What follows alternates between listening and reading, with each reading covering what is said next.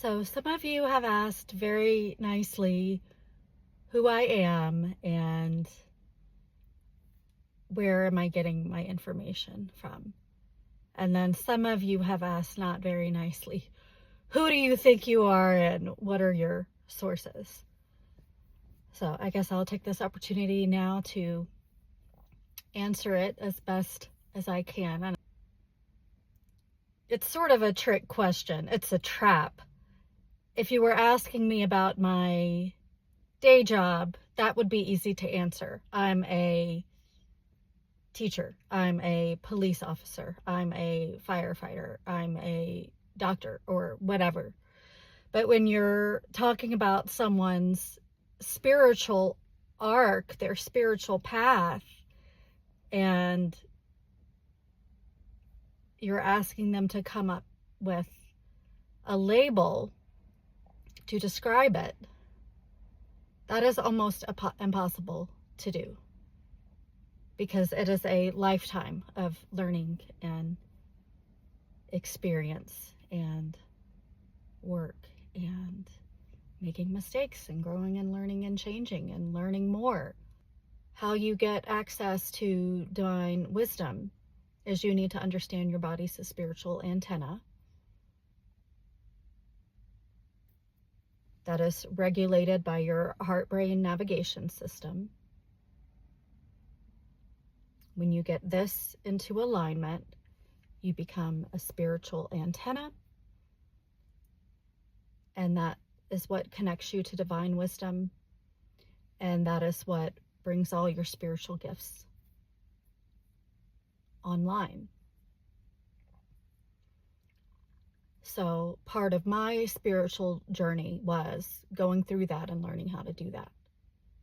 And anyone can do the same thing I did. There is nothing special about me. Another aspect of this supernatural experience that happened to me in 2012 was afterwards, and my spiritual gifts started coming online and there was information pouring in, and it was very confusing and overwhelming, and some of it I didn't understand.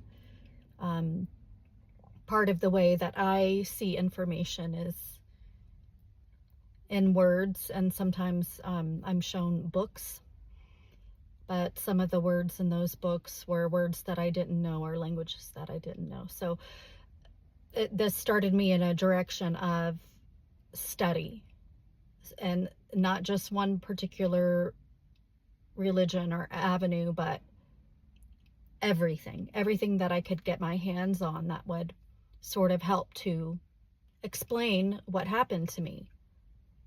And I'm still a student. I'm still a studier. So this is an ongoing process for me.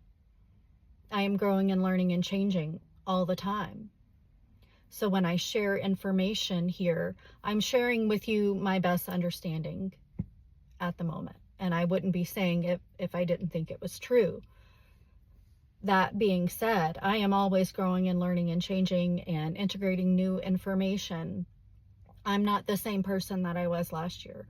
I'm not the same person that I was the year before that. I'm not the same person I was 5 years ago or 10 years ago, because I am integrating new experiences and information into my world. So, for example, in 2012, when I went through my spiritual drop kicking, I really had very little understanding of what was going on. And if you had asked me then to assess what was happening, I could offer you very little answers. 5 years after that, I started gaining more information or more understanding about what happened to me. But that understanding that I had then is still very different than the understanding that I have now. Okay. So I wasn't on here 5 years ago, but if you had talked to me 5 years ago, my views might be a little bit different. I might have refined them a little bit.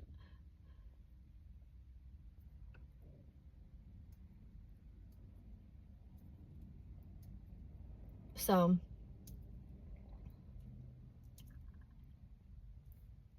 what I am, what my spiritual arc is a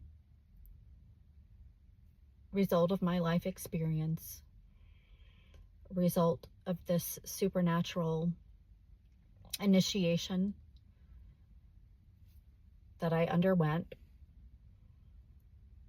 a process of study, research, analyzing information, evaluating information, synthesizing information,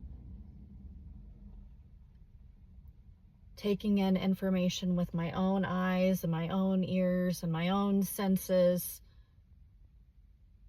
integrating that, and my ability to look at the world around me and draw conclusions. So there isn't one source of this information. It's a product of everything that I have seen, learned, and experienced. One important thing that you should know about me is, yes, I am a follower of Christ, but I believe the document Pistis Sophia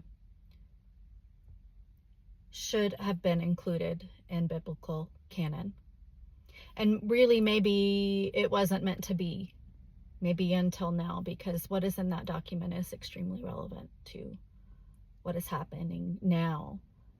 And much of my information about what's happening now in the world is based upon my knowledge of what is in the document Pistis Sophia. So if you were a Christian and you were taught you're going to be on the naughty list if you look at anything that is not in the Bible, I would ask you to expand your thinking on that and at least process some of the information that I'm providing and maybe look at that document and then decide. Because the truth stands up to scrutiny. And if you're a spiritual person, if you're a Christian, one of your spiritual gifts, all of our spiritual gifts is the ability to discern truth. So I would ask, I'm providing information here, take it or leave it. You need to decide whether it resonates with truth with you or not. And I want you to. I want you to put my information to the test. And if it doesn't resonate with you, then don't take it. But I am asking you to consider this new information in Pistis Sophia and decide if it resonates for you, if it makes sense to you. Does it ring of authenticity?